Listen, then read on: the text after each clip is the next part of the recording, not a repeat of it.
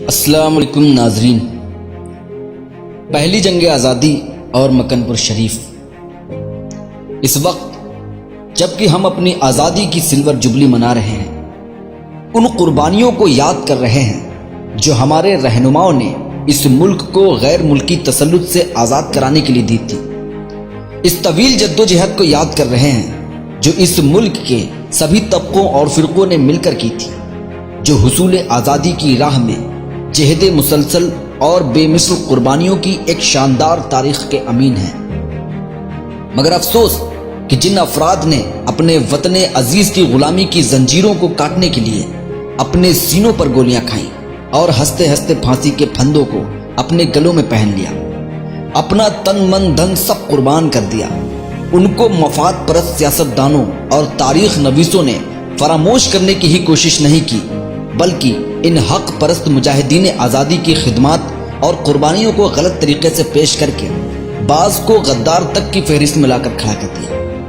اور جو لوگ صرف ساحل سے طوفان کا نظارہ کر رہے تھے یا بقول پروانہ رودولوی کے آزادی کی اہمیت کو قربانی کی دھار پر نہیں پرکھ رہے تھے، بلکہ مادی نفع نقصان کی ترازو میں تول رہے تھے، یہاں تک کہ بعض جو چوری ڈکیتی غنڈہ گردی کرتے ہوئے پکڑے گئے اور جیلوں میں ڈال دیے گئے تھے، ان کو دیش بھکتی کے طاقوں اور حریت پسندی کی شہ نشینوں کی زینت بنا دیا گیا۔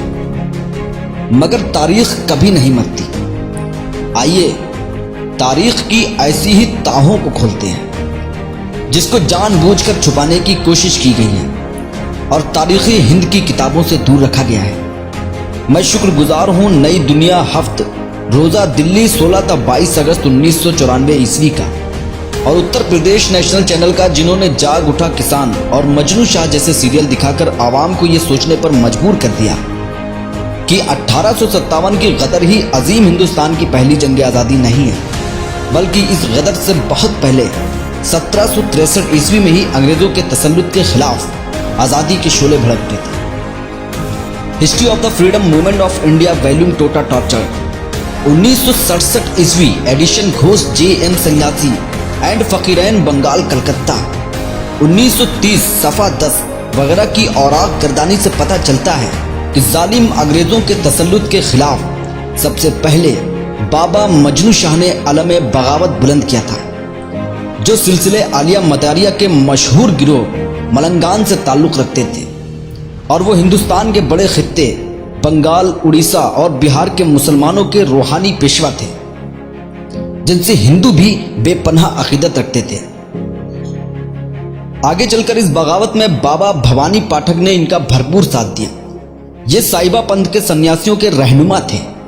اس عظیم تحریک کے سب سے بڑے قائد تو بابا مجنو شاہ تھے، مگر ان کے خلیفہ موسیٰ شاہ مداری، چراغ علی شاہ مداری، نور محمد مداری، رمضانی شاہ مداری، ظہور شاہ مداری، سبحان علی شاہ مداری، امی شاہ مداری، نیکو شاہ مداری، بدھو شاہ مداری، امام شاہ مداری، فرغل شاہ مداری، مطیع اللہ مداری، میمن سنگھ بھوانی پاٹھک، دیوی چودرانی، کرپا ناتھ پیتمبر وغیرہ نے 40-45 برس تک اس تحریک آزادی کو چلایا۔ ملک میں ان کی باقاعدہ اور مربوط تنظیم نہ ہونے کے باوجود یہ فقیر اور سنیاسی گاؤں گاؤں جا کر لوگوں کو انگریزوں کے خلاف اکساتے تھے۔ مجنو شاہ ایک زبردست تنظیمی صلاحیت کے مالک تھے۔ وہ مشکل حالات میں تو بے مثال شجاعت کا مظاہرہ کرتے تھے۔ انہوں نے میکنیزی کی زیر کمان فوج کو پے در پے ہزیمتوں سے دوچار کیا اور 1722 عیسوی میں فیصلہ کن شکست دی۔ 1769 عیسوی میں کمانڈر قید کی فوج کو ذلت آمیز شکست دے کر اس کا سر قلم کر لیا۔ 1771 عیسوی میں مجنو شاہ نے اپنے مستان گڑھ کے قلعے میں مورچہ بندی کر کے لیفٹیننٹ ٹریلر کی فوج کے چھکے چھڑا دیے اور باہر نکل گئے، جہاں کسانوں اور دستکاروں کا ایک بڑا لشکر آپ کے ساتھ ہو گیا۔ وجہ یہ تھی کہ دستکاروں اور کسانوں کو اپنا سارا مال انگریز سوداگروں کے ہاتھ بیچنا پڑتا تھا، وہ بھی ایسٹ انڈیا کمپنی کے طے کیے ہوئے داموں پر، اور جب کسان اچھے داموں کسی اور کے ہاتھ مال بیچتا ہوا پکڑا جاتا تو اسے چابکوں سے مار مار کر جیل میں ڈال دیا جاتا۔ لہذا کسان اور دستکار مجنو شاہ کی مہم میں شامل ہو گئے۔ آپ نے ناٹور کی رانی بھوانی کو بھی مہم میں شامل ہونے کی دعوت دی، مگر رانی بھوانی نے ساتھ دینے سے انکار کر دیا پھر بھی آپ مایوس نہیں ہوئے اور جہاد جاری رکھا۔ وسائل کی قلت کے باوجود 14 نومبر 1776 عیسوی کو فرنگیوں کو ایک اور ذلت آمیز شکست دی، جس میں لیفٹیننٹ رابرٹسن شدید طور پر مجروح ہوا۔ اسی دوران انگریزوں نے فقیروں اور سنیاسیوں کے درمیان مذہبی تعصب کو ہوا دے کر پھوٹ ڈال دی، جس کے نتیجے میں بنکم چندر چٹرجی کا ناول آنند مٹھ سامنے آیا۔ اس کی خوفناک صورتحال یہ ہے کہ اس ناول میں آزادی کے اس دیوانے مجنو شاہ اور ان کے ساتھیوں کو بربریت کا پیکر بتا کر انگریزوں سے محبت اور مسلمانوں سے نفرت کا کھلم کھلا اظہار کیا گیا ہے۔ رود کوثر کے مصنف شیخ محمد اکرام بھی اس ناول کی پرفریب عبارتوں میں الجھ کر گمراہ ہو گئے۔ اختلافات اتنے بڑھے کہ بابا مجنو شاہ کی تحریک ماند پڑنے لگی اور سنگین خطرات پیدا ہو گئے، یہاں تک کہ ان کو اپنوں سے بھی خطرہ محسوس ہونے لگا۔ ہم وطنوں کے ان اختلافات کو ختم کرنے اور باہمی اتحاد و اتفاق کو دوبارہ حاصل کرنے کے لیے مجنو شاہ نے پورے شمالی بنگال پورنیا سے جمال پور تک کا دورہ کیا اور مجاہدین کی از سر نو صف بندی کی اور چھاپا مار طریقے کو بہتر سمجھا۔ اچانک کسی علاقے میں نمودار ہوتے اور فرنگیوں پر ٹوٹ پڑتے۔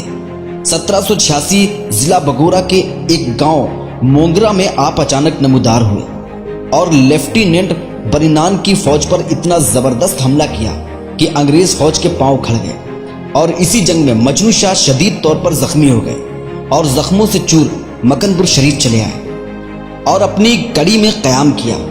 مگر ایسی حالت میں بھی مجنو شاہ کو مکن پور شریف میں آباد انگریزوں کا وجود ٹھنڈی آنکھوں نہیں بھایا، اور انہوں نے میکس ویل بردرز کے ایک بھائی پیٹر میکس ویل کو دنیا سے رخصت کر دیا۔ جب یہ خبر انگریز حکومت کو لگی تو اس کے سپاہیوں نے حضرت روح الاعظم میاں جعفری، حضرت نتھا میاں جعفری اور ان کے ساتھیوں کو لائن میں کھڑا کر کے گولیوں سے بھون دیا۔ حضرت باغی میاں جعفری اور ان کے ساتھیوں کو کالے پانی کی سزا دے کر انڈمان بھیج دیا، لیکن مجنو شاہ اس مرتبہ بھی بچ گئے۔ مجنو شاہ کو مجاہد اعظم حضرت خان عالم میاں جعفری کی سرپرستی حاصل تھی، جو 36 مواضعات کے زمیندار تھے۔ ان کی حویلی اور قلعے میں کسی بڑے بادشاہ کا جیسا نظام تھا۔ ہاتھی گھوڑے سینکڑوں نوکر تھے، ہر وقت چہل پہل رہتی تھی۔ چونکہ اس فوجی ایکشن کے وقت خان عالم میاں جعفری اپنے عزیز دوست پیشوا باجی راؤ بٹور کے یہاں مہمان تھے، اس لیے ان کا نقصان کم ہوا۔ 1787 عیسوی میں مجنو شاہ دنیا سے کوچ کر گئے، مگر ان کی مہم برقرار رہی۔ ادھر موسیٰ شاہ ملنگ، دیوی چودرانی، چراغ علی شاہ ملنگ وغیرہ نے فرنگیوں پر حملوں میں شدت پیدا کر دی۔ ادھر حضرت خان عالم میاں جعفری اور مجاہد آزادی پیشوا باجی راؤ کے درمیان ہونے والی خط و کتابت کے رابطے کی خبر فرنگیوں کے کانوں تک پہنچا دی گئی۔ یہ غداری تزیم الدین، چھیدہ معمار، اعظم معمار اور جھبو غلام وغیرہ نے اپنے ذاتی مفاد کے لیے کی اور انگریزوں سے انعام حاصل کیا۔ الغرض 1817 عیسوی میں انگریز فوج نے خان عالم میاں جعفری کی حویلیوں کو محاصرہ کر کے آپ کے گھر کے 26 افراد کو حتمی املی پر پھانسی دے دی۔ اس اچانک کے حملے میں خان عالم میاں زخمی ہو گئے اور اپنی تیز رو گھوڑی پر سوار ہو کر پہلے پیشوا باجی راؤ کے پاس، پھر راتوں رات گڑگاؤں علاقہ الور پہنچے، جہاں وہ واصل بے حق ہوئے۔ مزار مبارک گڑگاؤں میں مرجع خاص و عام ہے۔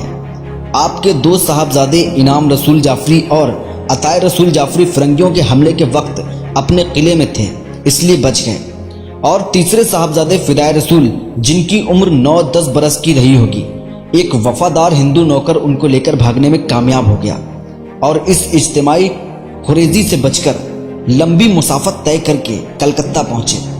راہ میں ہندو نوکر نے دم توڑ دیا۔ فدائے رسول جعفری بھی مصائب و آلام سے دوچار روتے روتے اس کی لاش کے پاس بے ہوش ہو گئے۔ ڈاکٹر کلاگ پائن، جو سول اسپتال کلکتہ کے سول سرجن تھے، لا ولد تھے، انہیں اپنے گھر اٹھا لے گئے۔ ان کی تعلیم و تربیت اور خورد و نوش کے لیے 2 مسلمان میر شاکر علی اور میر کرم علی کو تعینات کر دیا۔ 1839 عیسوی میں ڈاکٹر کلاگ پائن دنیا سے رخصت ہو گئے اور آپ لکھنؤ چلے آئے۔ یہاں نصیر الدین حیدر برسر اقتدار تھے۔ ان کے اصرار پر آپ نے کتاب مفید الاجسام لکھی، جو یونان میں آج بھی چلتی ہے اور جس میں انہوں نے مندرجہ بالا حالات کا بھی تذکرہ کیا۔ کچھ عرصے لکھنؤ میں قیام کے بعد آپ مکن پور شریف چلے آئے۔ सब कुछ बर्बाद हो चुका था, सब कुछ नीलाम हो चुका था। 1857 ईस्वी में हकीम सैयद फिदाय रसूल जाफरी अपने कुनबे की कत्लो गारत करी का बदला लेने के लिए नाना साहब बिठूर के साथ हो लिए और अंग्रेजों की सारी फौज को कानपुर से खदेड़ दिया। जब जनरल ह्यूलॉक ने नाना साहब को नेपाल भेज दिया तो आप नासिक चले गए, जहां आपने कुतुबुल मदार रज़ियल्लाहु ताला अन्हु के चिल्ले शरीफ पर पनाह ली और फकीरों को अंग्रेजों के खिलाफ भड़काया।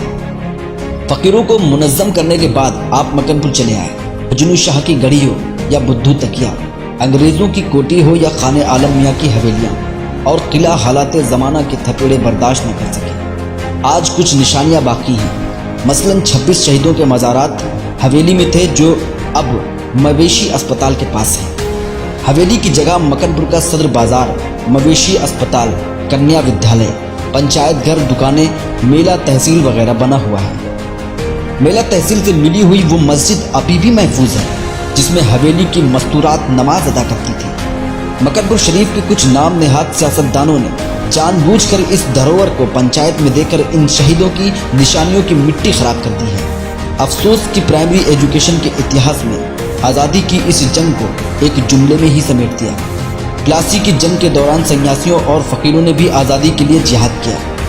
आज की तारीख नवीस भी पूरा क्रेडिट अपने रिश्तेदारों वगैरह को ही देना चाहते हैं। खुदा जाने इन्हें मदारियों, मदारी फ़कीरों, सिलसिले आलिया मदारिस से मुंसलिक आज़ादी के इन दीवानों से कौन सी दुश्मनी है जो इनका नाम आते ही भड़क